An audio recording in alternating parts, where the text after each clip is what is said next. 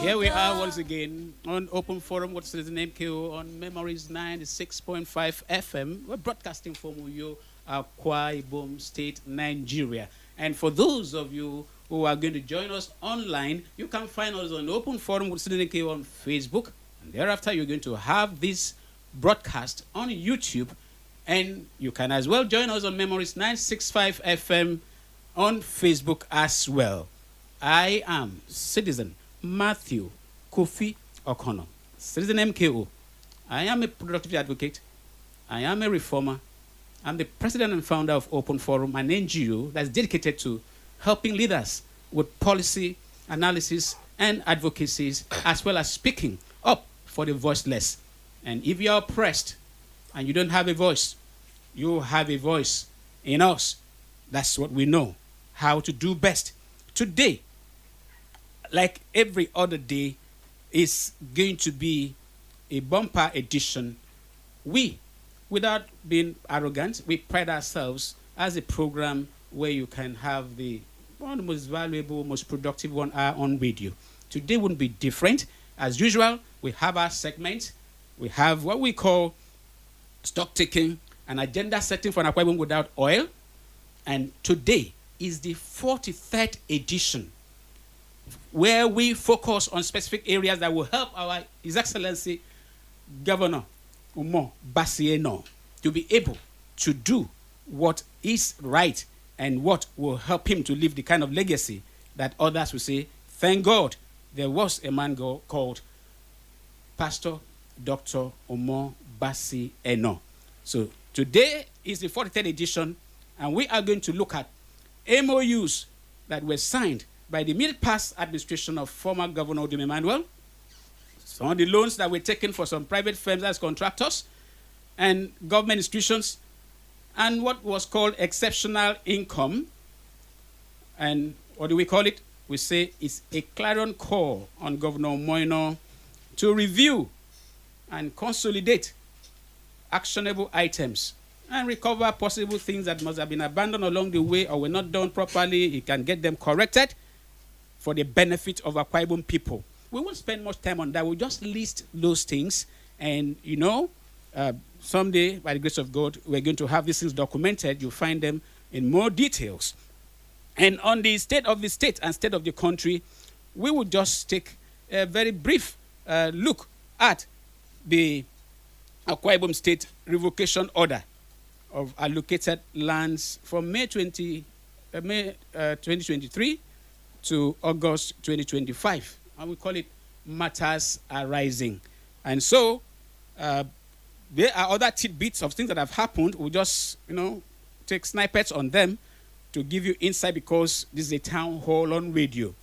And what will be like one of the gifts, one of the legacies, if I remember for anything, this is one of the things I would love to be remembered for if it works out.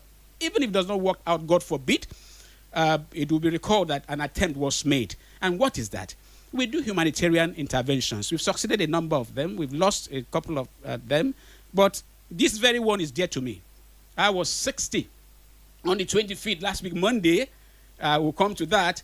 And part of the things we're supposed to do to leave the legacy is to see how we can have some displaced persons, internally displaced persons, not in Borono, not in Zamfara, not in Yobe, but in Akwa Ibom State. There are communities that people are not, the inhabitants have been sent packing for years. You will hear some of them close to 2 decades. So what do we call it? We call it intercommunal crisis and the challenges confronting internally displaced persons in Akwa Ibom State. The Mberokom, Nkari, that's in Inugu government area, and Amajaba in Eastern Obolo. Examples. And this is an open forum advocacy for Akwa Ibom State government to investigate, mediate, resolve, and resettle displaced indigents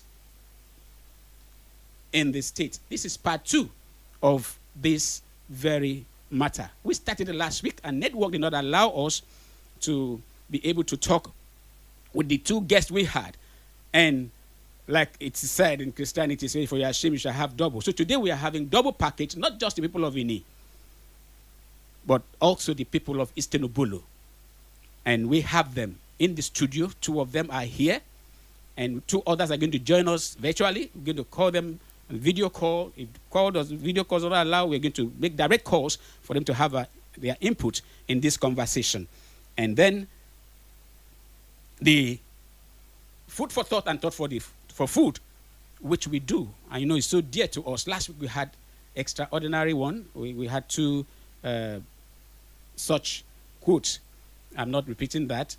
You can find that on YouTube and on Facebook. But for today, the food for thought says, you can ignore reality.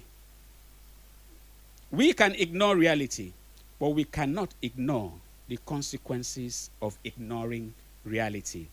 And run. I take that again. We can ignore reality, but we cannot ignore the consequences of ignoring reality and run. There's no point trying to expatiate on that. We have gotten to an era where impunity reigns supreme, and some persons mistake immunity for impunity, and some persons see positions that they hold as giving them license to do and undo. Above all, since everything has been politicized in the world, everybody's meal seems to depend on we are being kowtowing or doing what you would naturally not do under your normal self, and people feel it's in order.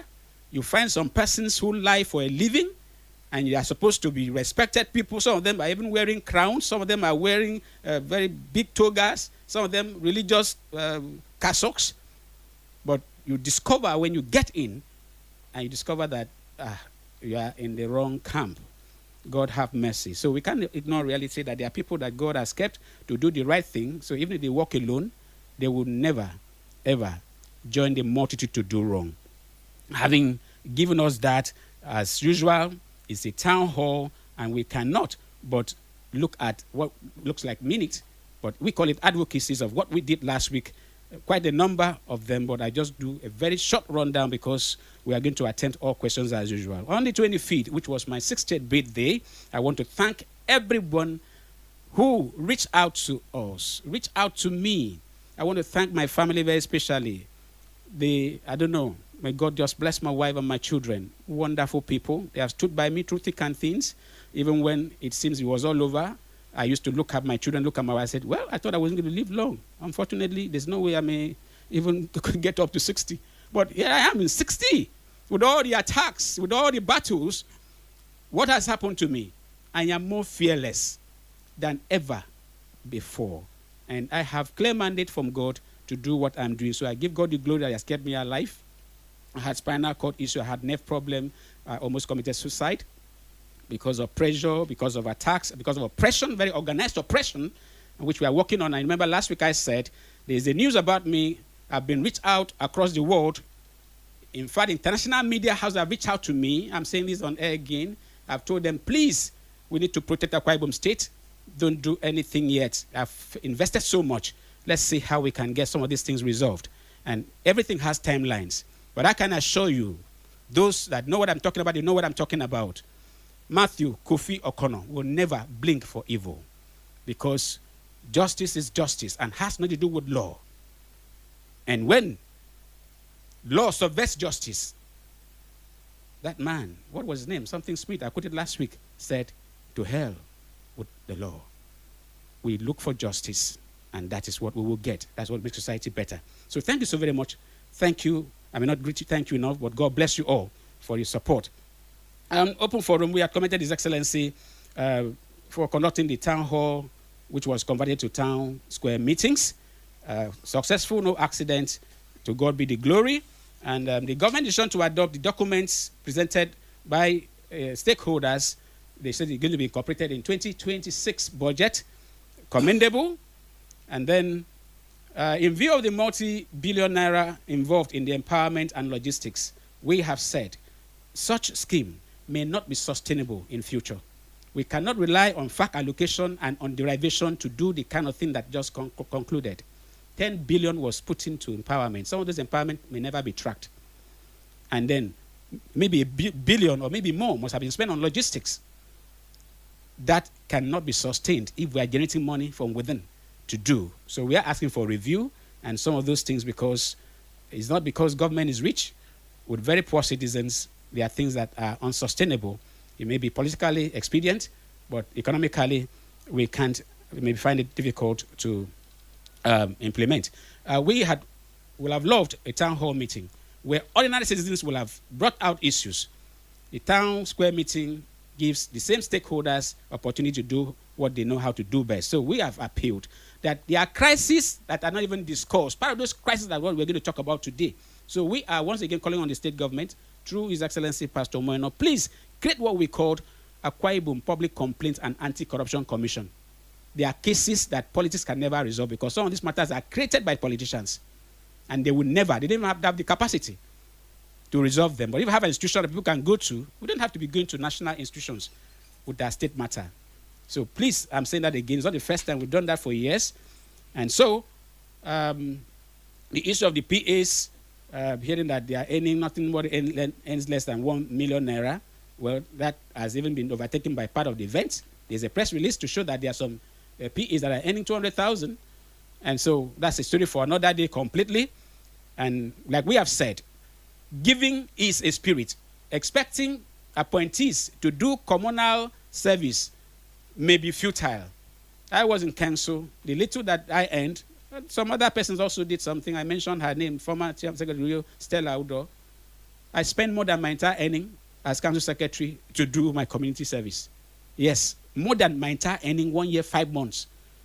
Why? To protect my name, because there was nothing like a local government system. Nothing like it. I'm saying that with every sense of responsibility because I was in that system. So it's not enough that somebody is earning 10 million. You may not do anything for your people. So nobody should be compelled. Let them do what they can. And we thank the Commissioner for Agric, who responded to our appeal to facilitate the issuance of the appointment letter to somebody that His Excellency gave automatic employment in 2024. That has been done. Dr. Ofiong-Ofo, thank you so very much. I personally spoke with her, thanked her, and we are going to look forward to having her on the program to talk about the rice matter and agri agenda in Akwa Ibom State, because we dealt with that having to do with the rice plantation and mill. Now we also thank the Nigerian police. Thank officials of Ministry of Women Affairs. Open forum, we picked up a child that was thrown out of the house, and through NAPTIP consultation, we'll be able to hand over the child through the police to the Ministry of Women Affairs, and they had to work overtime to take delivery of that child. Little gift. She's 10 years old. She's in safe hands now. I'm sure they're trying to trace the parents.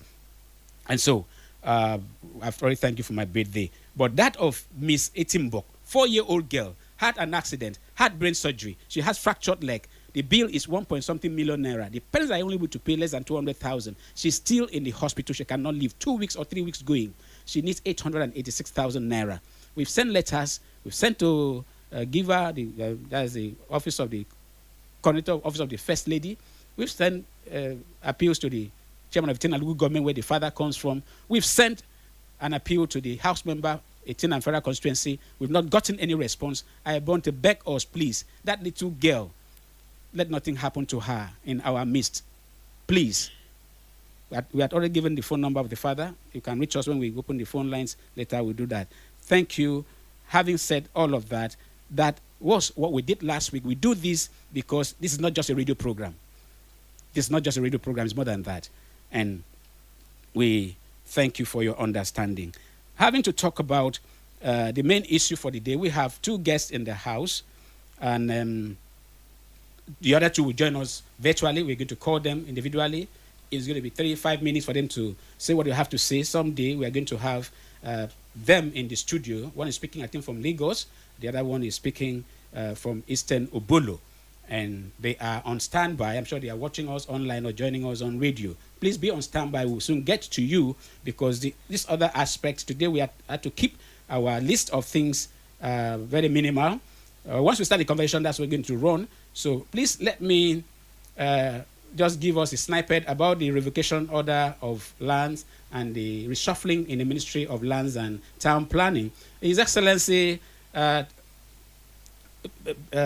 an instruction sacking the essay on is it land matters or town planning or whatever, and then he moved the commissioner for lands to a different ministry.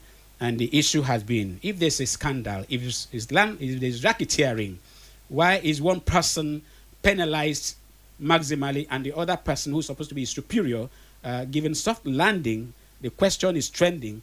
But we were among the first to make a statement that something should be done to address grievances. Community people should speak up. This is an opportunity to get things that were done wrongly to be done right. And one of those groups that have spoken up in press statements, in public protests, is the Eket People's Union. We were supposed to host the secretary today, but a development came up that has made it impossible for him to be here. And so next week, by the grace of God, we are going to host Honorable Barrister Basidana Bia Jr. He's been designated to speak because the Stop Creek Forest Reserve, and otherwise called Okoyak, and the allegation that land is being sold by government to individuals who now convert it to whatever their shares in companies that are operating there sounds strange. They are very clear. So next week, you're going to hear from Eket People's Union on that and any other person that has such issue. So that is that about that. We won't go to some other developments having to do with 15% tithe and all of that. We have dealt with that online. Unfortunately, there are some persons who felt that, Shara reporters were just doing what they normally do. Nobody should respond. But thank God for the state government, they have responded. That's why it's dangerous to have some persons as close ears to government, because if the government has listened to such persons who said, don't mind them, let them write, they will tire, it will have been a mess. But clarification has even led to further opening up of other revelations. And then we want to believe that that will be eventually resolved. Having said that, the last, before we go to the interview, but meanwhile, let me introduce my guest before we even go to the interview so that you familiarize yourself with the people that we are having. Right in the studio, beside me is somebody that we met because of our advocacy for humanity. He is Barrister Tunde Afiko. He is a legal practitioner, and he happens to be the counsel to the people of Amazaba, or is it Amazama? Okay, you pronounce it properly, because when I got the spelling, I now had issues trying to do the pronunciation. He is here, right here in the studio. You're welcome to Open Forum, what is the name, MKO, Barrister Afiko, my brother. Thank you very much. He's a human rights person. That's what actually brought us together some years ago when we did a matter concerning food affairs. And that's a story for another day, when it was been documented, and it will be there for posterity. Now, also in the studio, I have my brother and partner in the struggle for state development, somebody I met, right, I think 2012, 2013, while we were battling to see how we can give support to His Excellency Deacon Udum Emmanuel. And ever since we bonded, this man has substance. He's a community leader. He's a patriot par excellence. Honorable Benjamin Christopher Akpan is a former councillor in Kari, in the local government area, and he is a community leader and former supervisor for chieftaincy and what affairs? Legislative affairs of Inilugu government. Honorable, I should add Obong for you now. Benjamin Christopher Akpan, you are welcome to Open Forum with NKO. Thank you, sir. Thank you so very much. Those that are going to join us on virtually, one of them is Evangelist Bright Essien. He is a displaced indigene of Mberakom community in Inilugu government area. He's a clergy, he's a computer and telecom engineer who is based outside the state. I think he's in Lagos. And another person that's going to join us is Mr. Ekenodion Nglas. He is also a displaced indigene of Amanglas village in Eastern Obolo. He's currently serving as an SA on humanitarian affairs to the executive chairman of Eastern Obolo. Meanwhile, he's doing that from an IDP camp that the community had to develop for themselves, after 15 years of not being there. So those are the guests we are going to have on in the next few minutes. Every second count. Let me take the one that I'll just give us information on the issue of stock taking and agenda setting for an Akwa Ibom without oil. And how do we do that?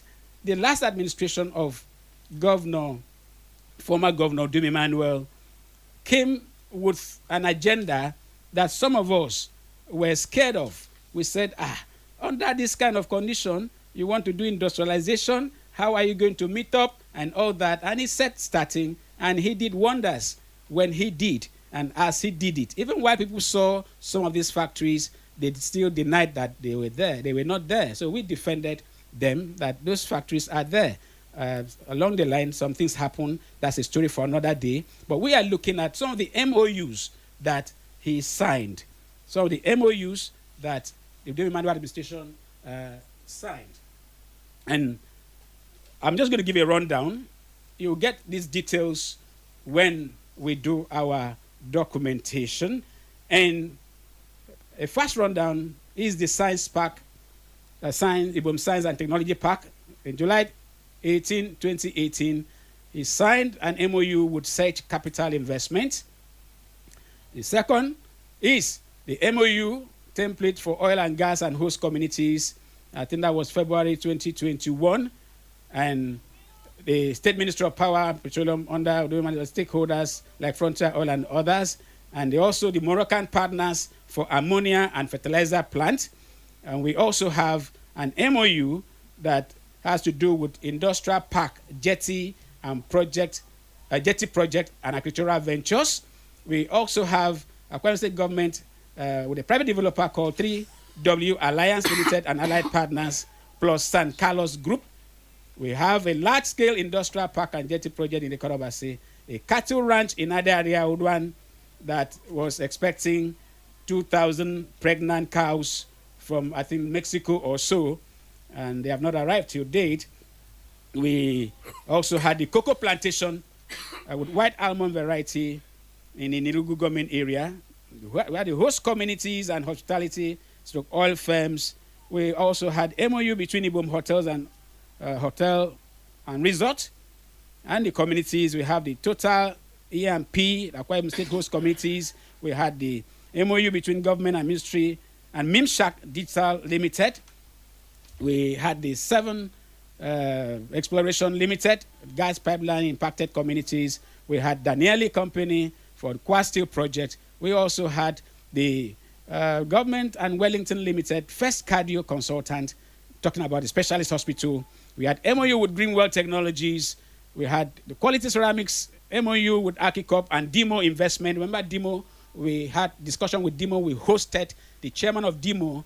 The man wept and said certain things on air that up till now we wrote to Archicop, both the chairman of the board and the CEO. None of them have responded to speak on some of these matters, including Demo. So we actually had a matter with Demo, which has to do with Quality Ceramics. This was the Nisco Plantation and Agro-Allied Industries. There was also the Field Harvest Integrated Services and Omega Butter International Limited, LNG company. This may not be exhaustive. I've just mentioned about 19 of them, MOUs. Your Excellency, you may wish to demand Ministry of Investment and Archicop to bring all the MOUs that were signed under the Dum Emmanuel administration for review so that you can see which one can be picked up, which ones are needed to be corrected, which ones need to be cancelled, and which one monies have gone in, that those monies may have to be recovered. Having said that, the next, we talked about the loans or exceptional income that came in. One outstanding exceptional income that came in under the Dum Emmanuel administration was what was called the derivation payment, the shortfall. The federal government shortchanged us and went to court, and by the grace of God, judgment was given. In June 2021, Federal High Court in Abuja under Justice Taiwo ordered the federal government to pay substantial dollar-denominated judgment debt to 2 oil-producing states. Akwa Ibom State got $2.258411,586 million. In brief, just $2.58 million. We were looking at the exchange rate at that time about 923 or 926 billion as 2021. Rivers State got $1.114 million. And we recall that there was controversy about that. So how much of that money was actually remitted to the Akwa Ibom state government under the Domi Manuel administration? And what is the outstanding? We are bringing this to the fore to help His Excellency make more money, if not anything, help put the record straight, because there's so much questions about where those monies, how those monies were actually used. That's a lot of money, almost 1 trillion. No administration ever got access to such monies. No administration. And then talking about loans, we won't spend much time here. I want us to know that the Akwa Ibom State government came up with what was called loans for contractors under the alternative project funding approach. And companies like Wischino, Hensec, Mimshak, and others were given loans. I think VKS as well. We have the amounts ranging from 10 million here, Wischino 10 million, realization Doneyo, this and that, Mimshak 4.7 million, and then we have, I think, it will be difficult to want to reel them out because of time. Hensec had about, in 2019, 5 billion, 2022, 8.59 billion, and like that. The figures are out there, and questions have been asked. How possible this has been, what reforms have been made. This is not all, but for your information, to help His Excellency in taking stock and repositioning Akwa Ibom State after oil. Outside of that, we wouldn't be doing the best that we are supposed to do. Thank you so very much. That is done for the good of society. You get the full details when we do the necessary documentations. You can also fact check online. So, welcome to Open Forum with Citizen MKO, Barrister Fiko, and my own brother Benji, like we call him Benji. Thank you very much. Let's start with Barrister. Yeah. You are from Eastern Obolo. Yes. And you are familiar with the issue of, is it Amazaba. Amazaba. Yeah. How do you pronounce that J? That is J. Amazaba. I think the spelling is AMAJAABA. Yeah. Amazaba. Amazaba. Yeah. I love that. Meaning it's a 7 communities. 7 communities. Yeah. Now, what happened to Amazaba? And then what has been the effort? We are actually going to put a call across to one of the displaced persons in that community after you've spoken, before I go to my brother Fomini. Yeah, I think sometime in 2008, they had a crisis with their neighboring community, Korapanodo, which led to a full-blown displacement of the persons of the 7 communities of Amazaba.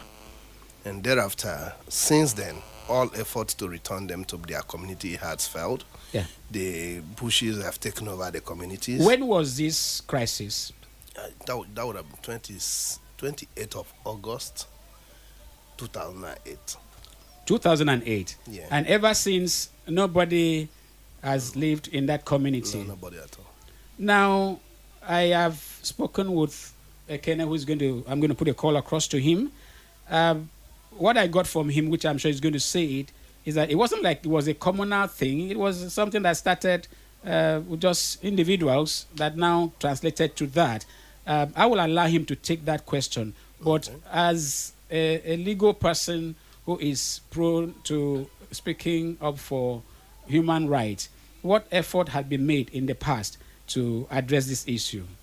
I'm aware there were some efforts to return the persons, them back to their community by the previous administration. Yes. However, it appears it was more of a lip service because the boat community went back to inspect the place and they were attacked. But for the intervention of police, most of the persons, including the paramount ruler of Istanbul, would have been lynched on that visit. Really? Yeah. What year was that? Can you recall the year? That would have been sometime in last year, 2024 or so. that they made that visit to visit that place. There was a joint government panel to go there and see how they can return the people back. There were some lofty recommendations that the police station should be put place in that place so that there will be permanent maintenance of peace and security. And I think it didn't work out. That's just what I know, because they are not yet back. I happen to be an in-law in that place, and I did my marriage in the IDP camp where those people stay. Interesting. So they could not. You did your marriage in the IDP camp? Yeah, because they could not. They were not able to access their village. Yeah, we are glad to have on air right now Ekene Nglas, who is one of the displaced indigenes of Amazaba village in Eastern Obolo. Can we have this? Hello? Thank you very much. Good morning. Good to have you. You are from that very community. Thank you very much. You are from that community. Give us a list of communities affected, the names of those communities. Go ahead, please. Yes. What are the names of those communities affected? Oh, God. Hello? Hello? Yes, I'm with you. Are you there? Yes, I can hear you. I don't know if we are getting, people are listening to us because we are having some. Hello? Yes, I can hear you. Beautiful. Now, what are the names of those affected communities? I'm at class, which is my community, my village. Okay. I am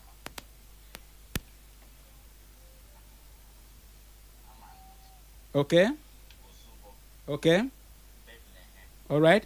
Okorobilo, Okay. Okorobo, That's 7 communities. affected communities. Now, you are from Amanglas village. And when I spoke with you, I've never met you before in my life until we spoke yesterday. What actually happened? Was it like an organized community thing, or some individuals or an individual had an issue that led to this? Yes, go ahead. What led to the crisis, please? Hello, Ekene. Hello? Can you hear me? Can you hear me, please? Are we having contact? Can you hear me? Hello? Well, network is not friendly.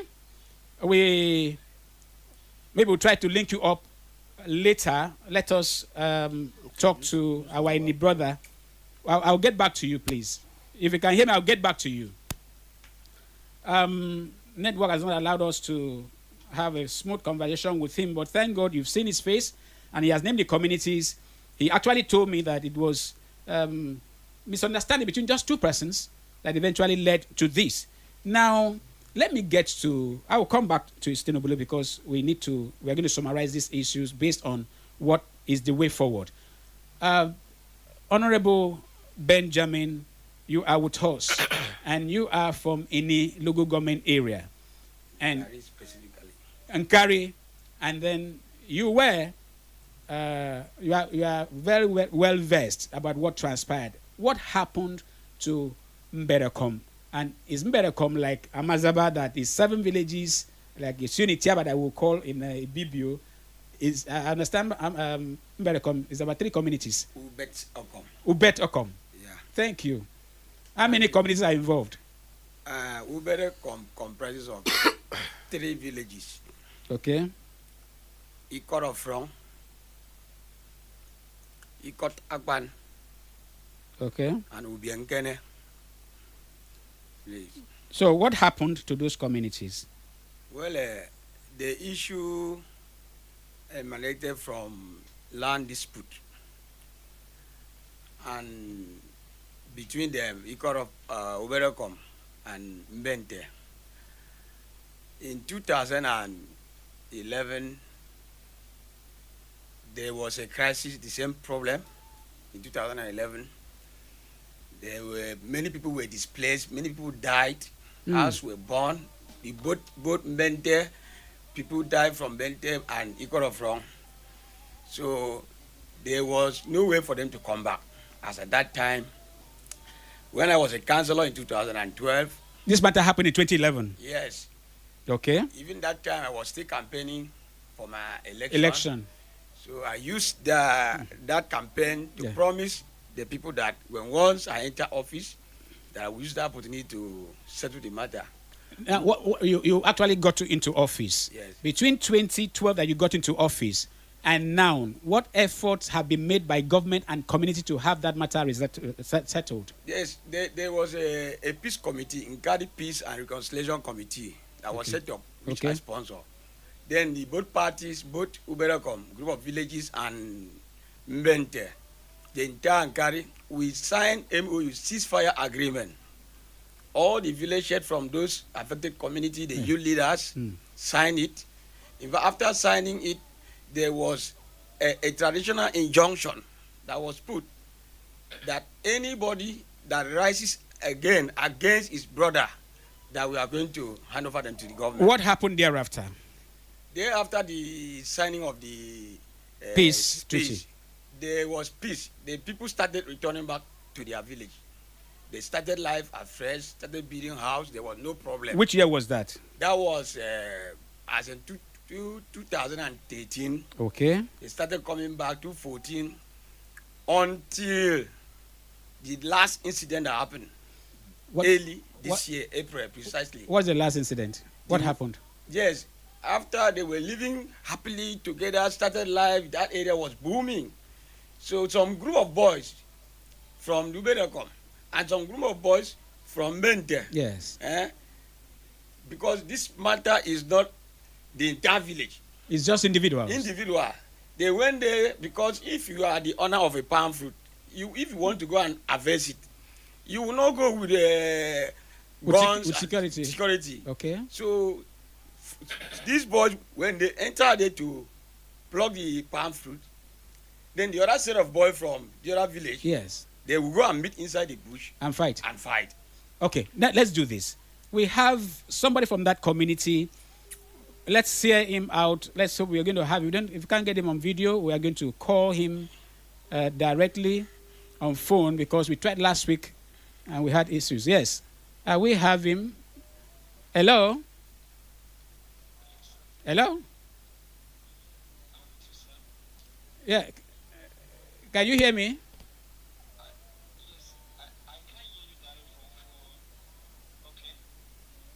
Can you hear me now? Okay. I just hope this audio will be good enough for us. You are from that community, Evangelist Bright Essien. Now tell us a little that you know. Which village are you from exactly? We understand there are 3 villages that make up Uberekom.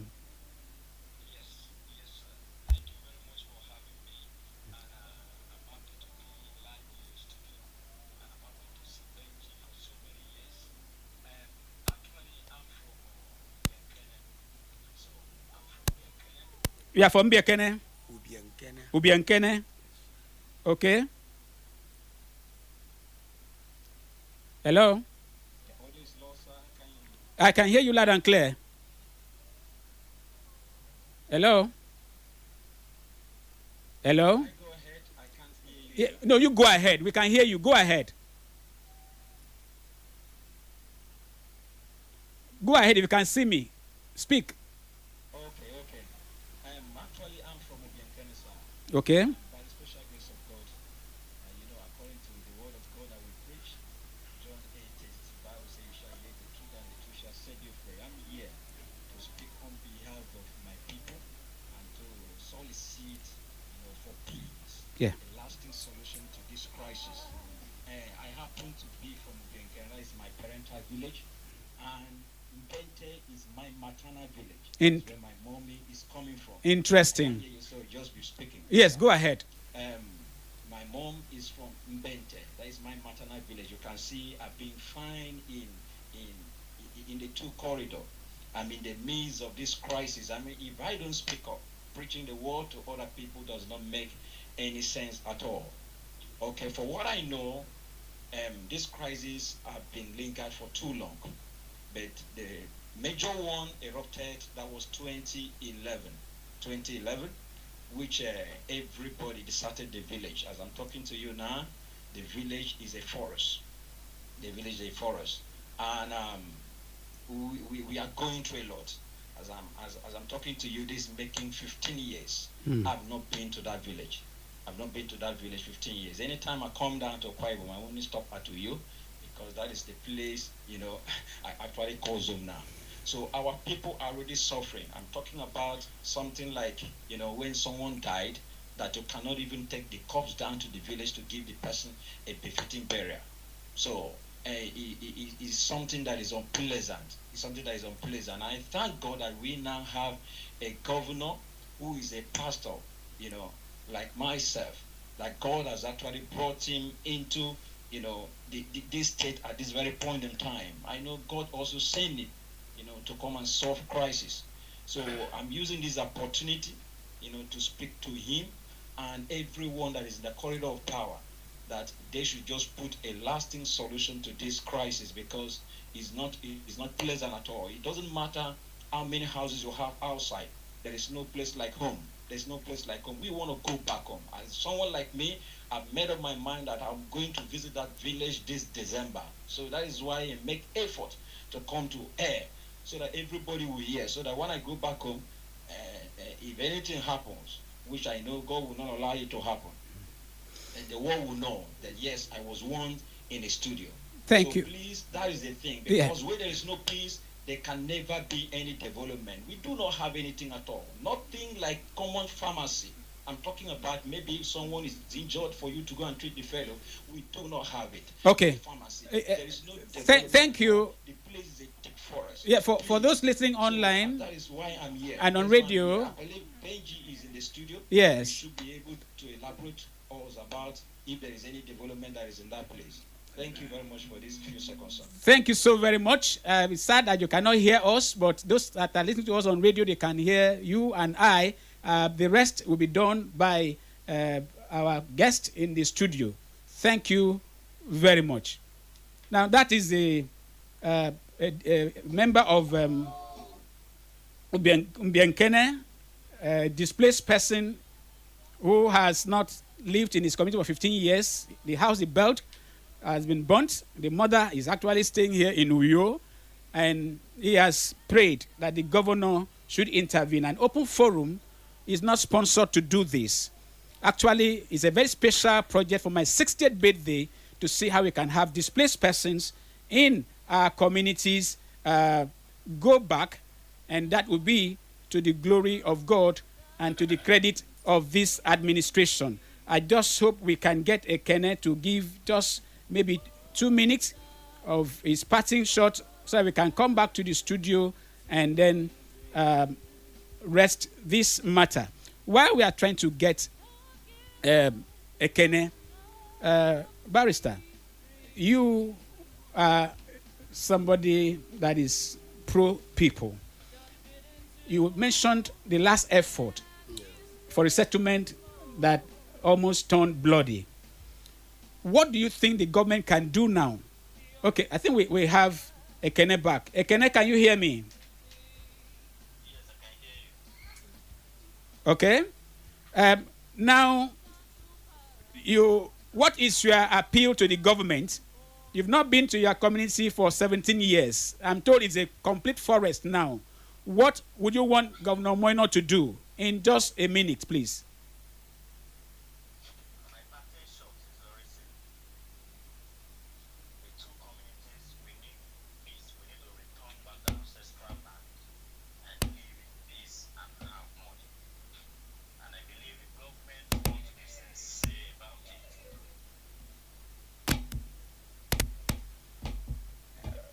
We are having some technical. To implement that policy. Come again. You have been signed. Okay. The White Paper Implementation Committee visited, led by Professor Augustine Omo, the former Commissioner for Health. So, in summary, my parting shot is what we want. Can you hear me? I can hear you. Go ahead. Go ahead.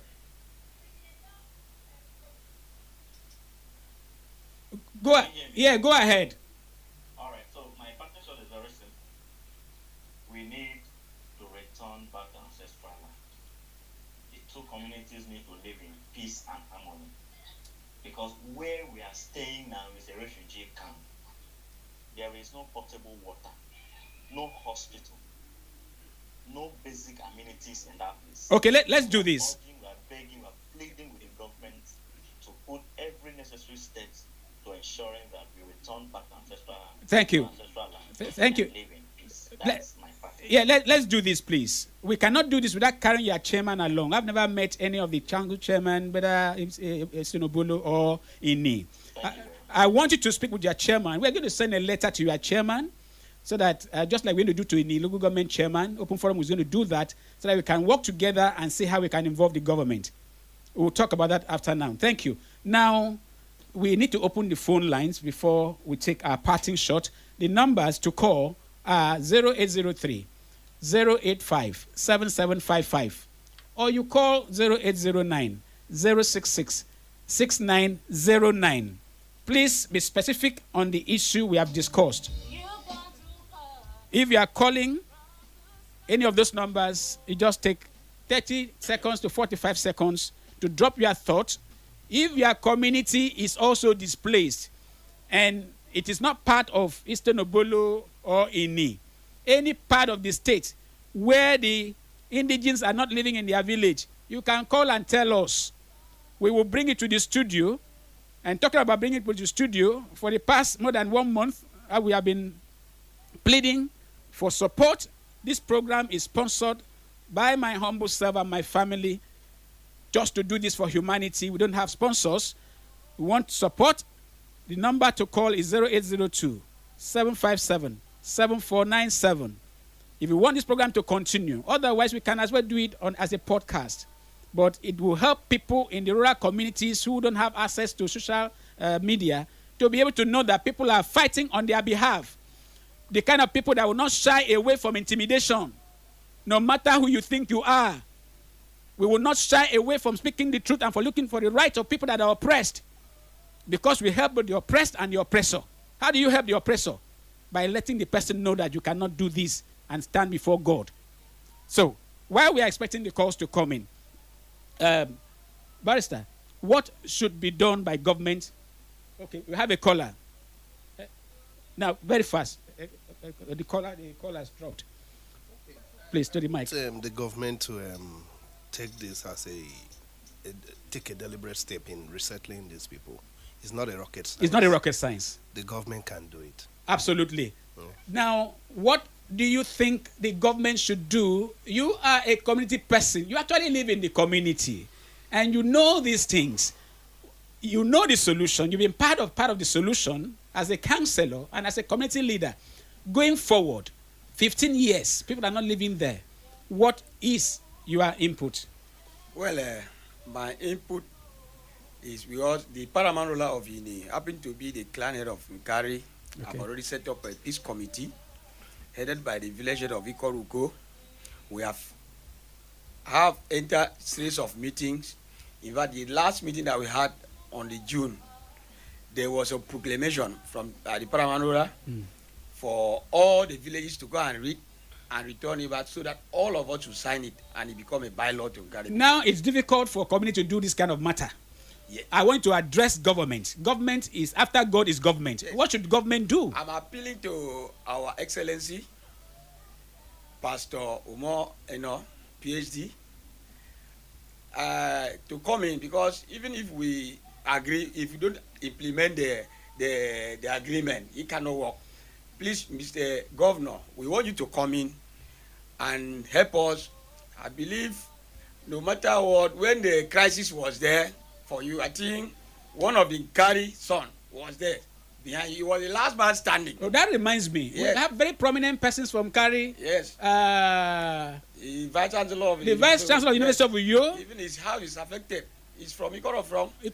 So if somebody imagine like that. that was standing behind you during the turbulent period, tribunal. Don't go into those details. Yes. So please. Is there any other prominent person from that community that is affected? Apart from Ikorofrong, we have the Vice Chancellor, Professor Yaudo Ndayo. That is the family. There is the former Paranula of Ini. Oh, the community of the former Paranula is affected too. Yes, that is Ikorofrong. Interesting. Then meant also the date Abombasi Noyen. That's right. He was our man in Open also Forum. affected because many people have lost their life. So we are appealing to our excellency to come in. We have already agreed. Both parties have agreed for peace. As I'm speaking to you now. Talking about peace, 13 of Ini's sons, I don't know if daughters were included, were recently said to have been kidnapped. Have they been found? That one happened in Itumuzo. Okay, let's take this lucky caller. Hello, good morning. Hello, sir. Yeah, we can hear you. Your name and where you're calling from?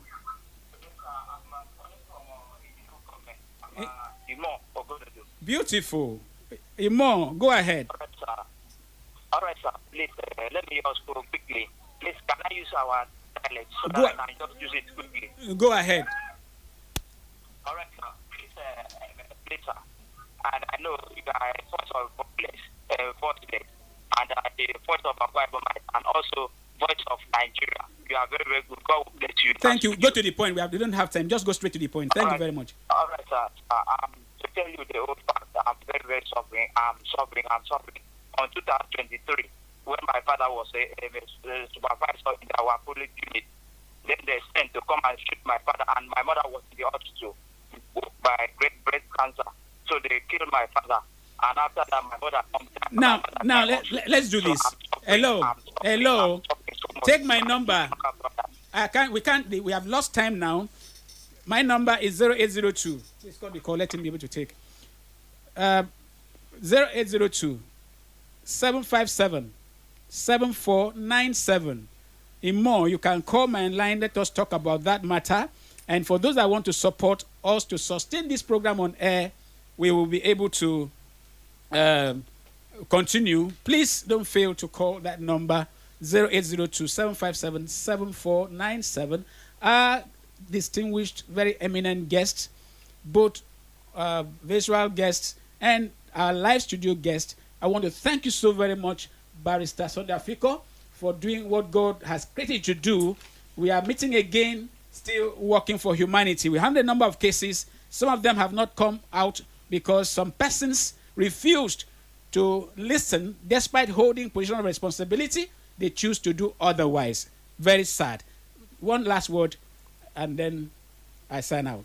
I want to pray that the government will take these issues very seriously and resolve them for the interest of humanity. Thank you so very much. Honorable Benji, you may not be able to speak now. I'm sending you to please get us in contact with the chairman of the Ilugu government area.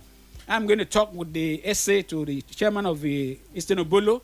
We need to start something immediately. And for those in government listening to us, please, position of authorities are meant for service, and we are non-partisan. We are an NGO. We are doing this for humanity. When we come to you, please don't ignore. A number of letters have been ignored, and they are waiting for time, and they will manifest. Thank you so very much. I am citizen Matthew Kofi O'Connor. I am just an ordinary citizen, but God has blessed me with extraordinary drive for patriotism, and I try to bloom wherever I am planted. And I want to implore that wherever you are planted, please bloom right there. See you next week when we are going to host other very eminent persons by the grace of God to keep on adding value to society. See you in our next edition.